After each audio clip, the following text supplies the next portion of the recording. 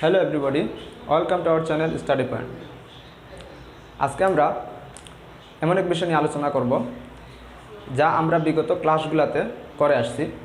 যেমন 1 থেকে 9 পর্যন্ত আমরা থার্মোডাইনামিক্স এর বিভিন্ন বিষয় নিয়ে আলোচনা করছি, বিভিন্ন প্রসেস নিয়ে আলোচনা করছি এবং তার পিভিটিএস ডায়াগ্রামগুলো অঙ্কন করছি। এবং এই বিভিন্ন প্রসেস থেকে কীভাবে আমরা ম্যাথ সমাধান করব তার সূত্রগুলো আলাদা আলাদা আমরা দেখে আসছি।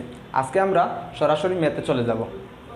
তো 1 থেকে 9 পর্যন্ত ক্লাসগুলো করার পর আমরা অবশ্যই ম্যাথে আসব, নইলে ম্যাথে আসা সমস্যা হবে। ঠিক আছে? তো আমি আজকে একটা ম্যাথ লিখে রাখছি বোর্ডে, সেই ম্যাথটা একটু সমাধান করার চেষ্টা করব। তাহলে সবাই শুরু করি আমরা। 3 কেজি আইডিয়াল গ্যাসকে 7 বার চাপ ও 1.5 মিটার কিউব আয়তন হইতে 1.4 বার চাপ এবং 4.5 মিটার কিউব আয়তনের সম্প্রসারিত করা হইল।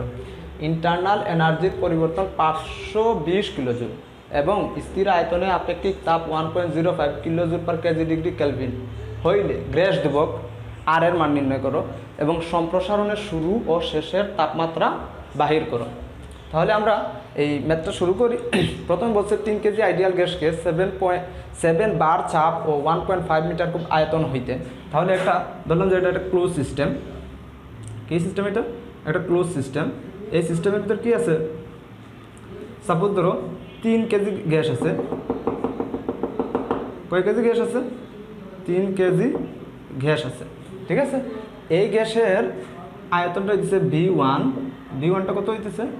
এই গ্যাসের আয়তন V1 ইকুয়াল দেওয়া আছে 1.5 মিটার কিউব এবং এই গ্যাসের একটা প্রেশার আছে, সেই প্রেশারটা হইতেছে P1।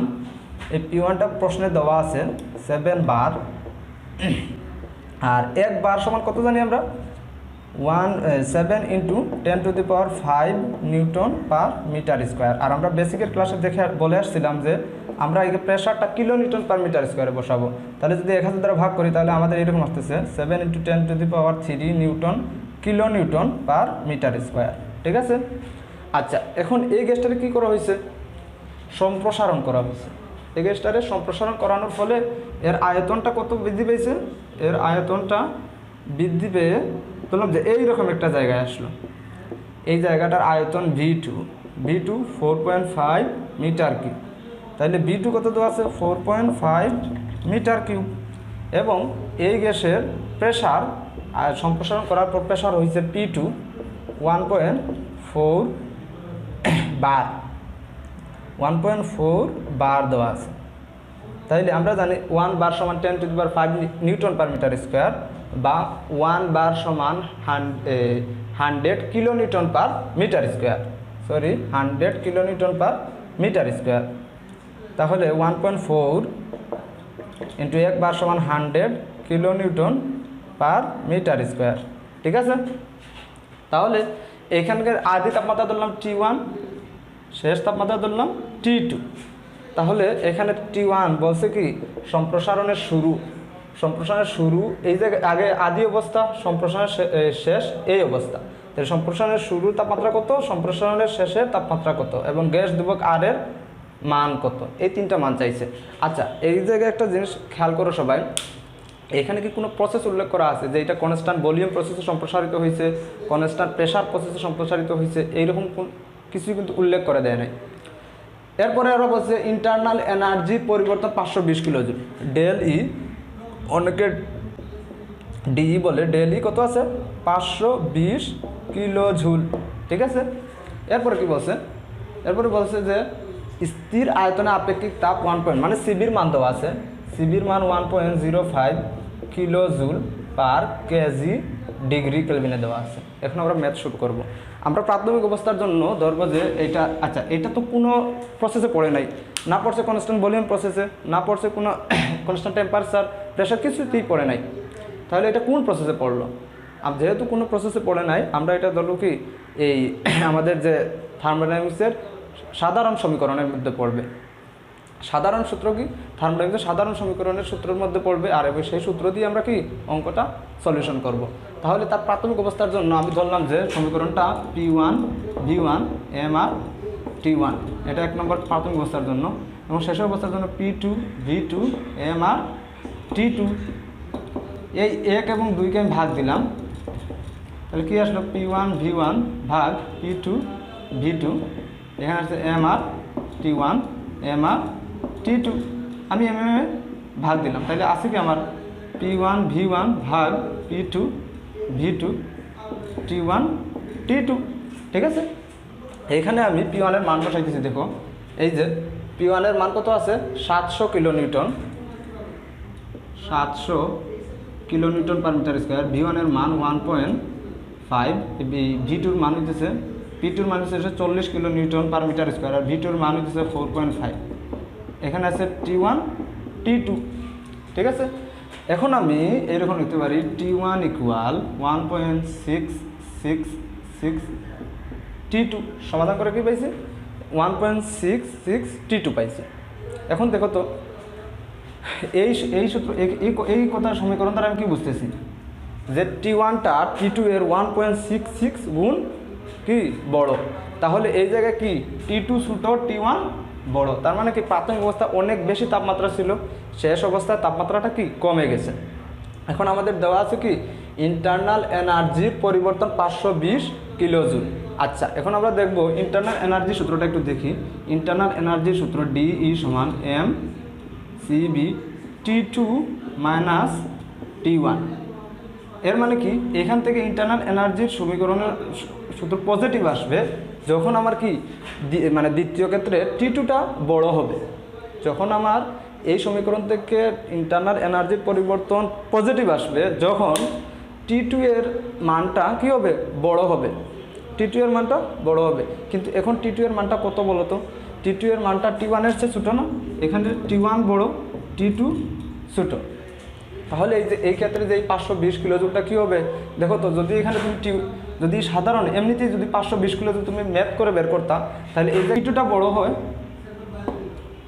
আমি আবার দেখাইতেছি, যদি এই T2টা বড় হয় এবং এটা ছোটো হয় আমার এই জায়গায় মানটা পজিটিভ আসবে। ঠিক আছে, কিন্তু যদি এই T2-র মানটা ছোটো হয়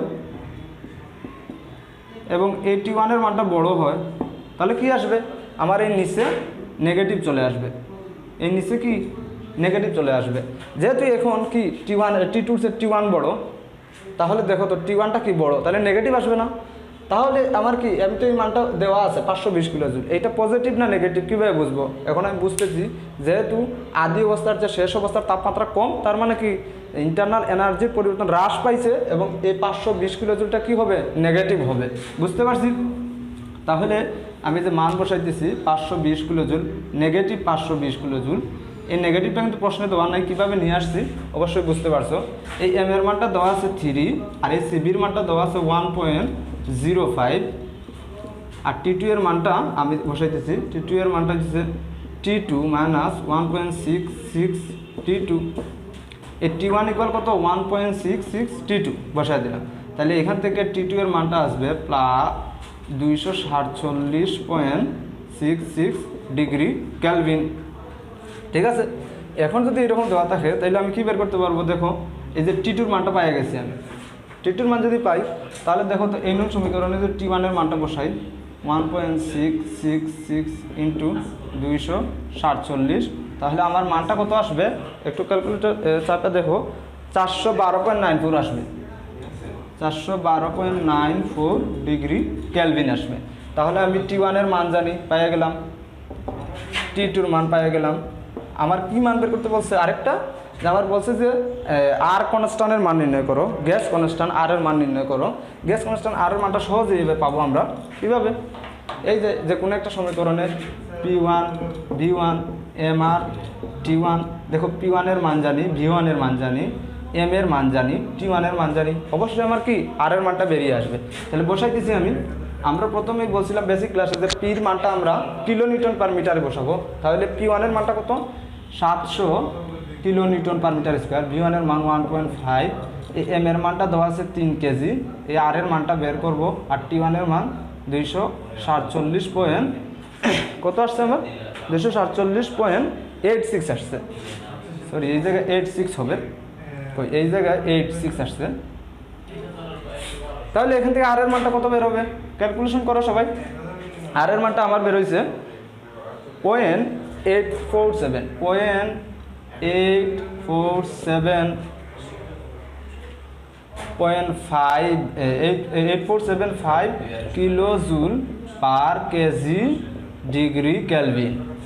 ঠিক আছে, তাহলে এই অঙ্কটা অত্যন্ত সহজ অঙ্ক, আমরা ভালো করে খেয়াল করব। সবচেয়ে বোঝার বিষয় হচ্ছে এই 520 কিলো জুলটা আমি এখানে মাইনাস বসাইলাম কিসের জন্য। আমি আবারও বলতেছি এই 520 কিলো জুলটা মাইনাস কিসের জন্য বসাইলাম। আমরা সাধারণত ডেল ই সমান এমসিবি টি2 মাইনাস টি1 বসাই। এখন এই ডেল ই সমান এমসিবি টি2 মাইনাস টি1 যদি বসাই, তাহলে এই টি2টা অবশ্যই বড় হওয়া লাগবে এবং এই টি1টা অবশ্যই কী হওয়া লাগবে, ছোটো হওয়া লাগবে। কিন্তু এইখানে আমরা দেখতেছি টি1টা বড়, টি2টা ছোটো। তাহলে যদি যদি আমরা এইভাবে মান বসাই, তাহলে কি এই ডেলির মানটা ঋণাত্মক আসতো যদি আমরা ডেলির মান বের করতাম। কিন্তু এই জায়গায় ডেলির মানটা দেওয়া আছে, তাই আমরা কি এখান থেকে ধরে নিচ্ছি ডেলির মানটা কি মাইনাস 520 কিলো জুল। বুঝতে পারছি অবশ্যই আমরা, এবং অঙ্কটা অত্যন্ত সহজ। এইটা আমরা বারবার প্র্যাকটিস করব, কারণ এইটা একটা ইম্পর্টেন্ট অঙ্ক।